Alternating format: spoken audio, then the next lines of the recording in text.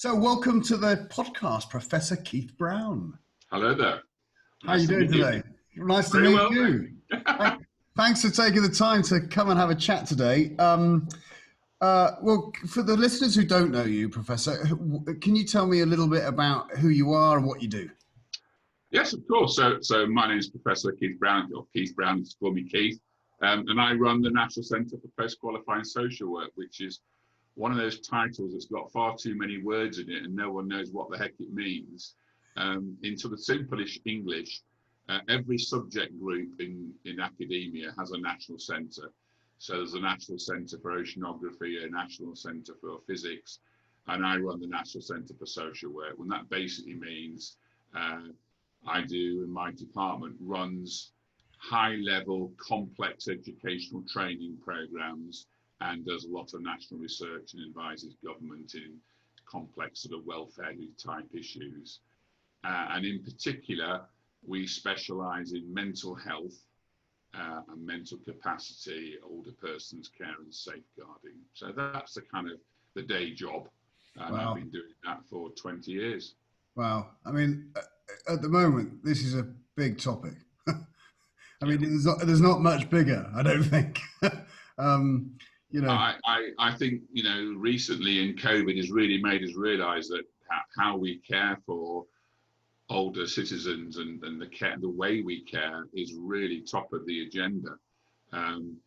Ironically, we're quite a small team. We are the National Centre working in this field. If I was specialising in childcare, there'd be 10 teams like me in the country. wow. But we're quite small, and it just reflects the fact that actually as society, we've not spent very long thinking about how the state, how the welfare state joins up care of older people. And as many of your listeners will know, often when the sort of push comes to shove, people fall through gaps and there are problems, whether it's residential care, hospital care, end of life care. There are some quite serious issues that we need to face as society. Yeah. And you're based at Bournemouth University, is that right? Yeah, I came down to the South Coast 25 years ago, back to the South Coast actually. I started off in paediatrics. I used to run the paediatric intensive care unit in London, in St George's. Wow. But sort of 35 years ago, came to Southampton and did some postgraduate work here. Spent a bit more time in Essex and London, but in 1994 I decided to come into academia and sort of ended up in Bournemouth. There are two national centres at the university, National Centre for Computer Animation and mine. And my mother always used to say to me, it's better to be a big fish in a small pond than a small fish in a big pond. And Bournemouth University has actually served me very well because I'm allowed to do what I like. Great.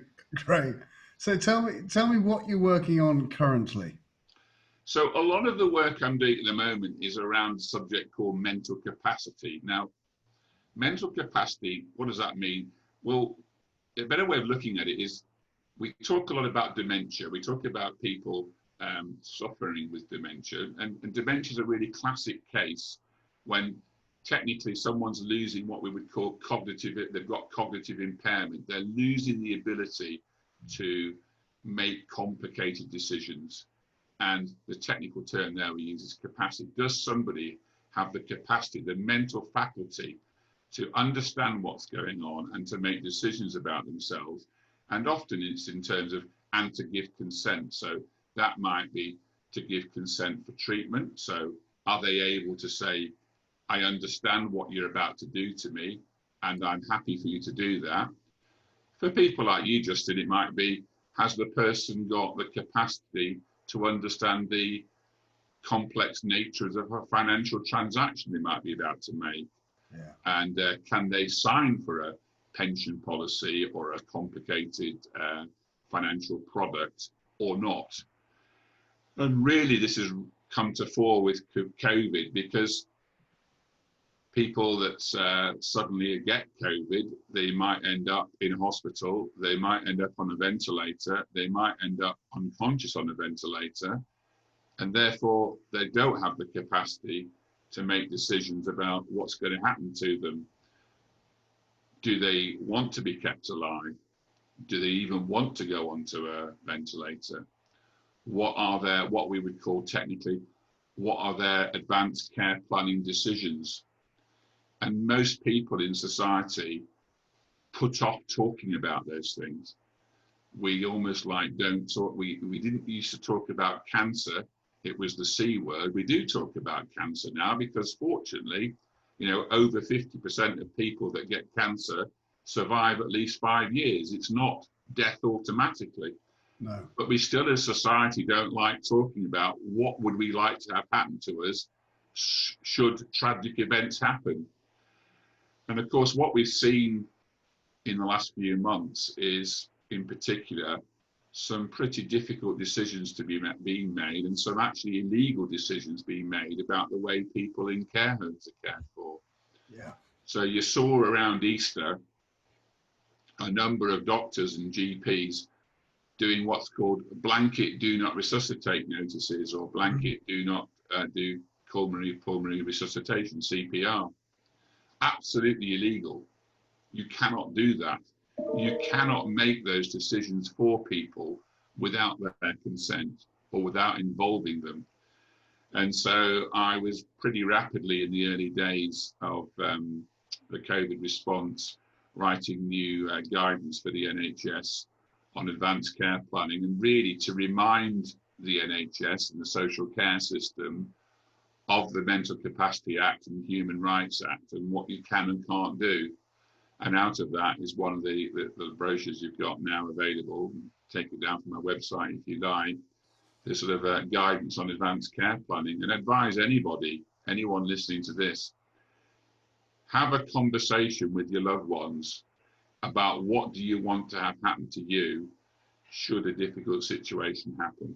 Yeah. And it might be right that your loved one stays in a care home and ends up their time in a care home and doesn't go to hospital and go into high tech. But let that be your decision rather than somebody else making that decision on your behalf. And of course, it's not just a conversation, is it? We need to actually formalize this. Absolutely right. And, you know, one of the great difficulties is that people assume that the next of kin can help out and the next of kin can speak on their behalf. So your husband or your wife, your mum, your dad, your son, your daughter, as the next of kin, in somehow they've got the legal authority to speak on your behalf. And, you know, the truth is the term next of kin does not exist in law, apart from the 1834 Intestate Act, which means if you die without a will, then the term next of kin is there. Right. But in terms of next of kin to advocate on someone's behalf, that doesn't exist in law. And the Mental Capacity Act, ironically enough, was part of it, was to overcome that problem. And it introduced something called the lasting powers of attorney. And lasting powers of attorney are there so that today you and I can say, who would we want to act on our behalf if we lost capacity or we weren't able to consent for ourselves? And there are two sorts of lasting powers of attorney: property and affairs and health and welfare. And it worries me that there are more than twice as many property and affairs LPAs written and registered than there are health and welfare lasting powers of attorney. And to put it bluntly, if anything happened to me, I'm more interested in how I'll be cared for than who's going to spend my money. Yeah. But as human beings, we seem to worry more about who's going to spend my money than how I'm going to be cared for. And I'd say to everyone listening to this, if you do nothing else, consider getting a lasting power of attorney, health and welfare, for every single member of your family 18 and older. This is not just about older people. No. You know, if you're a mum or a dad of a 19-year-old going to university, you still see yourself as a mum and dad. But what we do know is that youngsters sometimes do silly things. They go to parties, they take a drug they shouldn't have taken, they drive a motorbike too quickly. You know, you can have a head injury, you can have a stroke, you can have brain trauma brought on by a drug overdose. Well, can you imagine how you'd feel if your youngster was in a hospital bed unconscious on life support and someone said to you, well, You might be the mum and dad, but you've got no power of attorney, and therefore you've got no right because the next of kin doesn't exist here. So get an LPA in for that child of yours that's going to university or wherever they're going, and make sure that there's some legal framework in place. So for younger people, for older people, for middle-aged people, indeed for all of us, when you turn 18, I almost think it should be statutory. Your 18th birthday, you register an LPA so that someone's there to act on your behalf should there ever be a tragic event in your life.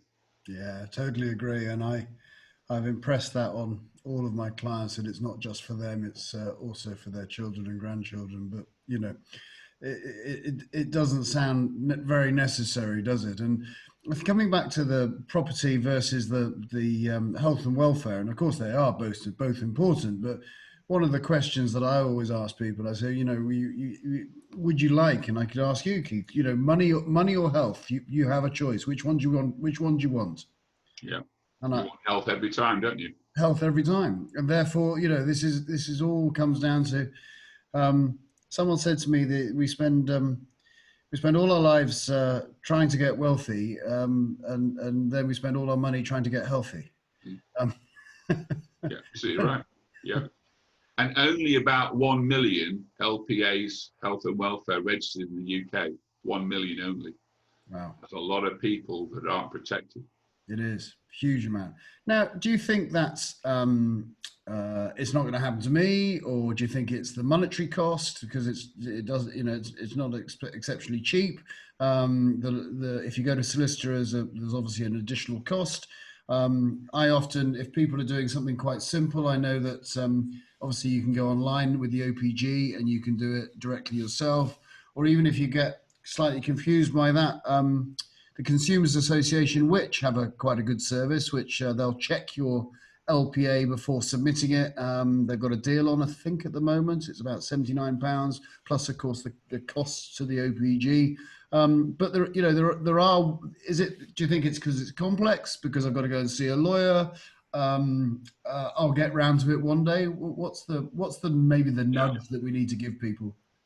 There is a cost, although I'd just like to remind all listeners that if you're on state benefits, if you're on universal credit, if you're really hard up, it's actually free. So for anybody on some state support, apart from a state pension, registering a lasting power of attorney is free. It's paid for by the state. For the rest of us, it's about £82 to register an LPA, and you can, as you say, do it online. I think most of us just don't want to think about the future. Yeah. And therefore, and I know some people are actually so afraid of doing it because they think, if I write one, the following day something tragically will happen to us. It's almost like playing the lottery. We don't want to play roulette. It's just madness. You know, we put a seatbelt on when we go in a car just in case, but we don't think about LPAs just in case. It is as crazy as that. Yeah. This is a very personal view, and I wouldn't want to be overly recorded on this, but I'm going to give it out now, and it is going to be recorded. I think sometimes it is worthwhile paying a solicitor to write your LPA. There are two reasons. One, you can be certain that it's done correctly and registered correctly, and if not, they're in trouble. Absolutely. But two, and I'm not saying this to generate business for solicitors. In my experience, if a hospital or a doctor sees an LPA with a solicitor's letter attached to it, they listen far more than if they see one that you've done yourself. Interesting. And part of the whole process of the Mental Capacity Act is something called best interest decisions. And I think one of the difficulties we've got is that historically, and I think, you know, I want to say, you know, most doctors and most healthcare professionals are not like this, but historically, some people in the medical profession have had a kind of a sense of, we are the professionals and we know best and we will act in your best interest. Well, is that actually your best interest? Or is that the most expedient? And just on the South Coast, you know, it's not that many years ago, and we had the whole Gosport War Memorial Hospital tragedy where, you know, it looks like up to 1,000 people were potentially had their lives shortened and their end of life hastened with overdosing of opiates and morphine. Clearly, we're still waiting for the police prosecution potential on that. But I just can't say enough. It's really important that you have an LPA, health and welfare, that very clearly and legally says who is there to speak on your behalf. Yeah. And make sure that everybody knows about it, your GP, your medical people, your doctors, so that the person that you want to speak on your behalf is ready to do so. And as I say, sometimes just having a solicitor's letter appended to that just makes things a little bit more expedited and happen more smoothly. And that's just a personal view. But whenever I'm speaking to friends, that's the advice I give. Absolutely. And I recollect you mentioning to me before when we were talking offline about the story about PC Paul Briggs. Yeah. Could you reflect on that for me? Yeah, of course. So this is now just over 3 years ago now, but a gentleman called PC Paul Briggs was knocked off his motorbike on the way to work. It wasn't a police motorbike, it was his own mode of transport. And unfortunately for him, Paul, he ended up in hospital on a life support machine. His wife and his young child, he had a baby daughter, his wife made the decision that she wanted life support to be switched off. But unfortunately, she thought as the next of kin, she would have the right to say that, but she didn't have the right to say that. And we don't switch off life support machines in those situations unless we're absolutely convinced through the court of protection that there's no chance of a person recovering from that situation. And so she went to the court of protection and she asked for the right for life support to be switched off. And it took her almost a year to go through that process and the amount of pain and grief that she went through. And at the end of that process, where the decision was made in her favour, actually, that life support could be switched off, I did a number of radio interviews. And everybody on the radio kept saying, why could she not insist? Why could she, as his wife, not say, look, stop this, stop caring for him, switch off life support? And the simple answer is, because she's not the next of kin in legal terms, even though she was his wife. There was no lasting power of attorney. Now, actually, I think that's crazy. Why is it that every police officer in the land is not automatically, as part of their job, you sign on, you start, and you fill in your LPA, because it's a difficult and dangerous task. And, in the last few years, we've seen, unfortunately, many policemen facing some pretty difficult situations with terrorism, with bombs, all these sorts of things. It should be almost a condition of service. Yeah. What was really frustrating for me is that I was in a number of government departments following this case, saying we need to do something about this. We need to write some national guidance on the importance of lasting powers of attorney and the issues about next of kin. And honestly, all I got was, we're too busy with Brexit. We're too busy with Brexit. We're too busy with Brexit. So in the end, out of a fit of pique, I said, right, well, I'll do it. And so I wrote the national guidance on next of kin and lasting power of attorney. And again, you can download that from my website if you like. And there it is. And that's the national guidance on lasting powers of attorney and next of kin. Of course, the following year, we had another really difficult situation, because another thing you can do is lodge something called an advanced decision to refuse treatment. So you can say, if anything happens to me, I don't want to be resuscitated. Or if anything happens to me, don't keep me alive on a life support machine for a long time. You can make your own decisions about how you want to be cared for in those moments. And just a couple of years ago, a lady was unfortunately unconscious, kept alive on a life support machine, even though the hospital had an advanced decision to refuse treatment from her, saying, do not put me on a life support machine. But the hospital lost the ADRT. and she was kept alive on a ventilator for 10 months. And eventually the GP realised what was going on and knew that she had an ADRT and raised it with the hospital. And they realised that they'd illegally, because this is a legal document, kept her alive against her wishes for 10 months on a life support machine. So the hospital ended up switching off the life support machine to honour her wishes, made an out-of-court settlement to the family for all the distress. We, the taxpayer, pick up the bill for 10 months intensive care on a ventilator care, and we haven't actually honoured the person's wishes because she, as an elderly person, did not want to be kept alive anyway. Sure. So again, in a fit of pique, I wrote the national guidance on ADRTs, and that's also available on my website. So together, it gives you a picture of thinking about your next of kin, thinking about lasting powers of attorney, and thinking about, do you want to make an advanced decision to refuse types of treatment? You don't have to, but if you are in a position where you don't want to be resuscitated or kept alive or put on a ventilator or anything like that, you have the legal right to say exactly what you want to have happen to you. And I think, I mean, I don't know this, but I can only imagine that from a medical's perspective, that these documents are really kind of empowering. You know, hold on, the responsibility suddenly is not all with me. Exactly. If they're done well, they're really, and that's why we call it part of the advanced care planning process. It's really helpful to the doctor or the nurse or the healthcare professional because you're clear what the wishes of that person are, and you can, in a good, in a real positive sense, give the best possible care. You're not second guessing. You're not thinking, what would the person want? It's clear what the person wants, and you can actually provide the care and the care package around that. Yeah, fantastic.